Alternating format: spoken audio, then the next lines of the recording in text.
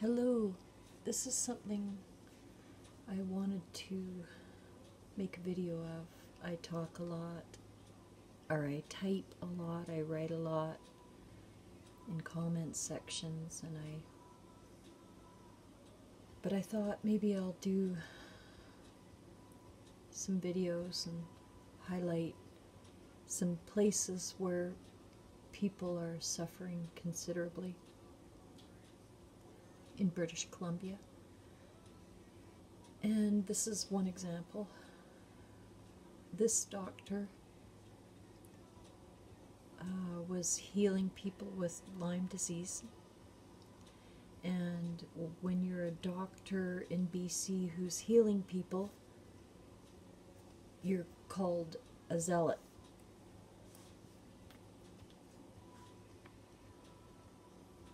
So this is 2008.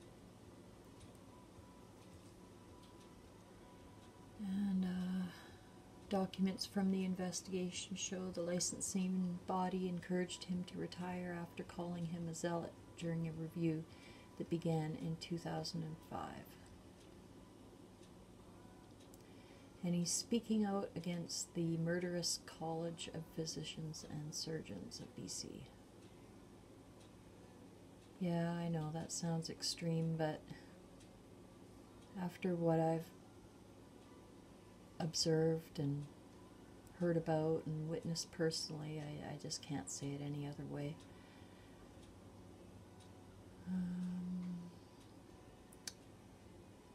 Here he says, it was a frightening experience for the last 3 years. I've helped a lot of people save their lives. I've taken a lot of people who are extremely ill and made them better, and yet they were investigating me.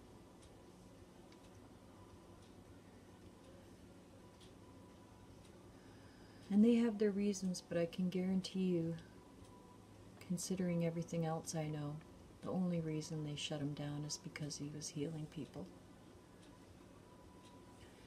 Meraki's retirement forced dozens of patients, some who had tested positive for Lyme disease in Canada, and many who hadn't, to turn to the US to get the type of treatment Murakami offered. He said, because there was no BC doctor to take over his practice. And I can guarantee they won't try to find a doctor that would do it. So 200 people had to go to California or Washington, some to New York, some to Europe. In written testimonials, several of Murakami's patients say they believe testing and treatment for Lyme disease in Canada is substandard. So I go to here. You can see 52% of patients with chronic disease are negative by the ELISA test that they have. The only one that they'll use that's funded by the government. But just to point out to people who don't live in Canada, I've researched, and it's almost impossible to find an independent blood work service. I think you'd have to go to the States. I have found one place that may do independent blood tests, but I have to actually go there. So basically, I think the moral of the story for folks is, if their doctors keep laughing at them, which they have, people, if they mention Lyme, or if you're spending a lot of time and your blood works are all clear, that's another thing they do. I don't think they're testing the blood work service. I don't think the blood work services are working properly. I have written every level of government. And the Clark government that was in, I'd written that government, and they had actually started, they'd put a bulletin out on their website, on the Ministry of Health website, that they were going to start a College of Diagnostics. and that would have covered all the blood work services, because they're just not testing the blood. I don't believe they are. There's so many people that their blood work is always good and they're sick as a dog and then they die of different things. Liver failure, cancer. One I heard about was an appendix. They kept telling that person that they had irritable bowel syndrome, and they just will not listen to you. They completely ignore symptoms. And it's astonishing what they will ignore. I've seen pictures of a girl or a young woman they kicked out of the hospital because they couldn't figure out what was wrong with her. She was in Kelowna, and she had a big red face and swollen ears, and oh, it was horrible. And they sent her home with a long list of medications and left her on her own and wouldn't get her. She had to struggle to get any type of health care, and they said they'd give it to her, then they said they couldn't, then they sent her to another town away from her family, took away her walker, saying that her illness was all in her head. I mean, this is the kind of things they do to people. Even though there's these numbers that you see here, 52% of patients with chronic disease are negative but positive by the Western blot. And there was another statistic that I saw. This test has 30% false negative. So 1,000 people, that's 300 people suffering without help, and the doctors just treat you like crap, like you're crazy. So here we go with the article. I feel sorry for those people who have to go abroad. Well, there's also people who can't afford to. And I do whatever I can for them to get them directed, Murakami said. I get choked up and want to continue, but I can't. I have to face the consequences of being a pioneer in this field and dealing with people who don't want to help people. And I don't know exactly what the reasons are. I can suspect. I do suspect things. But I will say, let's just be diplomatic here, and let's say the BC government cannot afford to treat everybody with our socialized medicine. Socialism doesn't work, but nobody wants to admit that. And so they've determined that there's a segment of society that will not get preventative medical care. The only care that they will get is emergency care. And I'm sure people in the States would go, well, yeah, she'd be happy with that. But I'd be happy with it if the government was honest about it. But they're not. They're not honest with people. And when you're sick and you're not thinking clear, it can take you quite a while to figure out that these people are not going to help you. And in some cases that I know of, it's too late by the time you realize it. So back to the article, since I've been ranting. Murakami is in his 70s and was a general practitioner in Hope, BC for decades. He holds a degree in bacteriology and taught at the University of British Columbia. He said he became interested in Lyme disease several years ago after noticing many similarities with the symptoms and long-term effects of syphilis. Dozens of letters from BC patients and doctors show Murakami built up a significant following by giving patients long-term antibiotic treatments not prescribed by most clinicians. And he was actually researching cannabis as well, because there is research showing, if you were to look for it, that cannabis could potentially be the best antibiotic known to man. Back to the article. Many of his patients, he said, had been ill for a long time and had either not been diagnosed with Lyme or had tested positive but had insufficient treatment, which is, the insufficient treatment is what the majority of doctors who even admit you may have Lyme, it's insufficient treatment. There are two factions in the medical world, said Murakami. Some doctors believe only a very short term of treatment, not some in BC. We could say any doctor that's going to treat Lyme believes in the short term treatment in BC. Yet there's another group that feels many cases require longer periods of time. That's what I believe, and I have evidence for that. But the system calls him a zealot. Okay. So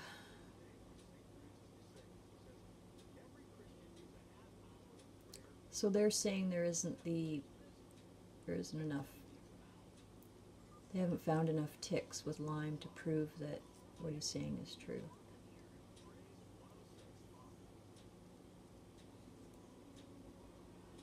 It really worries me that the doctors are now going to say, and they do say, this is 11 years later, nope, you're not going to be treated, you don't have Lyme disease, goodbye. And it's going to mean a lot of suffering. Oh yeah, there's lots of suffering going on in this province. This is just the beginning. I'm just going to cover little areas that show how people are being neglected and they're not being told the truth. And when you put it all together, you can see it just creates a really ugly picture. So we have Dr. Mohammed Morshid at the BC Centre for Disease Control. And from what he says, he's pretty much the worst person that should be in control of this for the BC Centre for Disease Control. Your facts have to be based on some sort of data, Morshid said. We have actually generated a huge amount of information on Lyme disease. Nothing suggests that the incidence is high in BC. Yes, of course, when you don't have the proper tests. Murakami cited several treatment success stories, though, including a BC nurse who he said saw 30 doctors before she came to him. Can you imagine? Like, oh, who knows if she was in a wheelchair? Having to go see 30 doctors that treat you like you're a crazy person.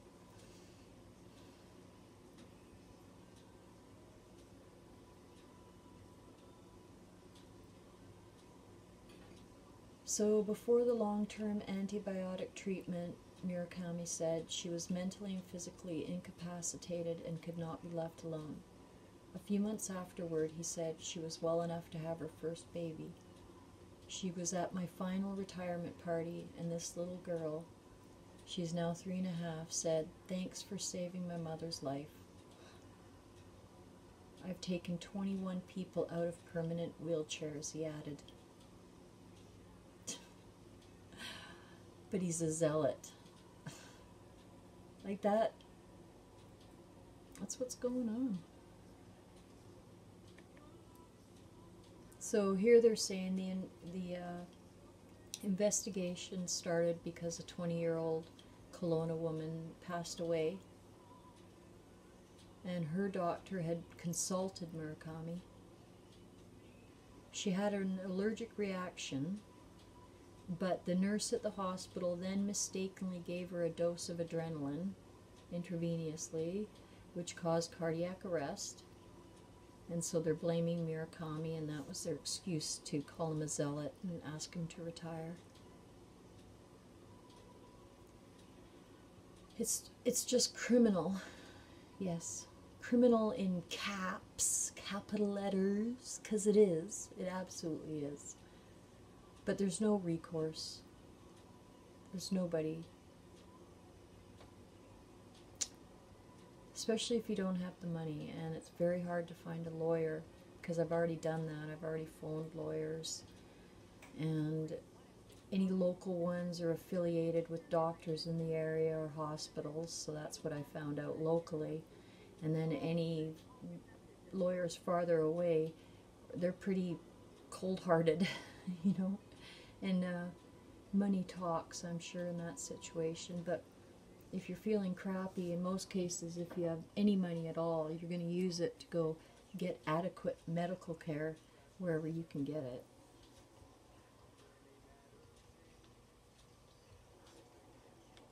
So here she is, Sherry Such, a formerly fit and healthy teacher from Culloden, BC, who is now paying $3,000 every 2 months for Lyme disease treatment prescribed in the US.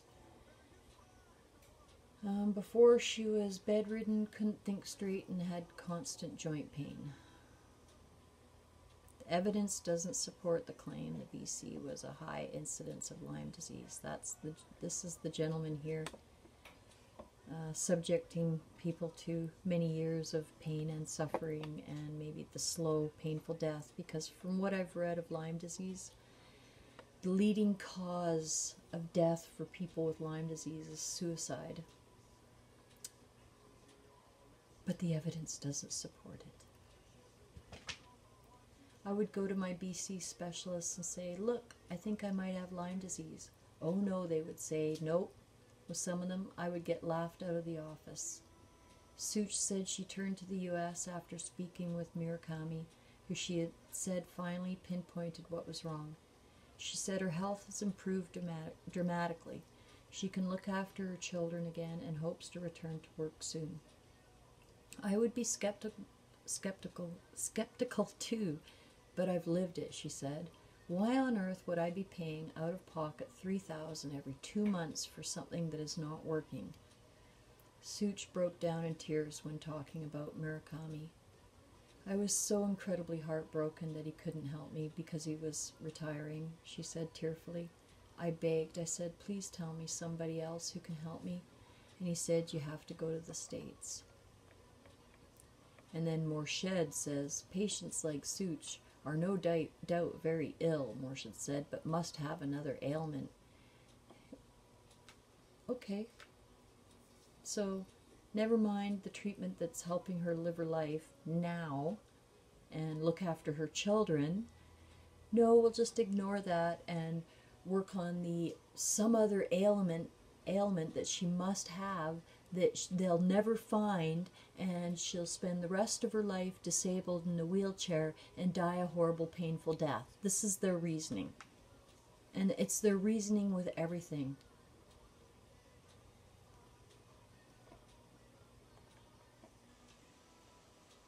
I will leave the link.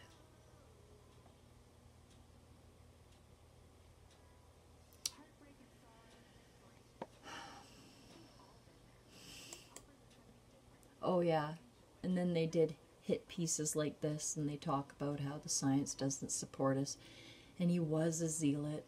Zealot. Okay.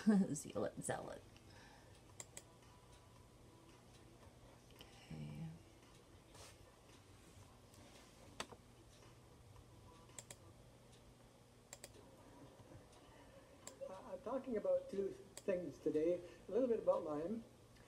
And how many people have heard my lecture before? Well, it's a goodly number already.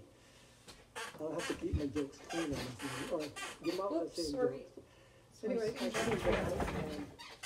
with Lyme disease because I had a first case in Agassiz, BC. And at this time, I had a medical student, and I said, I want you to work this case up. It was a rash, arthritis, and general illness with flu-like symptoms and cervical laminitis. His conclusion was that it's the flu, liver arthritis, and ringworm. Ringworm is what he called it. But I said, okay, suppose there was an insect in the middle of that circle. He got it immediately. He said it's a tick. Fortunately, he's one of the few students I've ever recognized a ring rash being Lyme disease, the erythema migrans rash. That's how I got my first case. My second case was in Hope, 25 miles away. A boy went to chop tree planting, and he got a bite at 8 o'clock, went to work at 8, 10 o'clock. He noticed the irritation around his abdomen, and the first aid man took a counterclockwise action and naturally broke it off. In exactly 48 hours, he had a perfect dime-sized circle, and that was Lyme disease. And just 2 months ago, I was cleaning some property, and I got a bite myself. And as some of you may see it on Facebook, I got a perfect rash. So now I'm not just a Lyme treatment center anymore, but I have now classified myself as a Lyme patient. But I treated it quickly with 2 things. One was cannabidiol hemp oil. And within two days, the rash went from bright red to a light fading pink. I knew that it would have a definite antibiotic effect because I'd been doing some research. But I'm going to go quickly into a little bit of my Lyme studies, and then I'll go how it blended into the use of cannabidiol as a treatment for potential Lyme disease, not just acute and chronic, but topical as well. So next picture. I'll just go through that very quickly. Background, description, co-infections.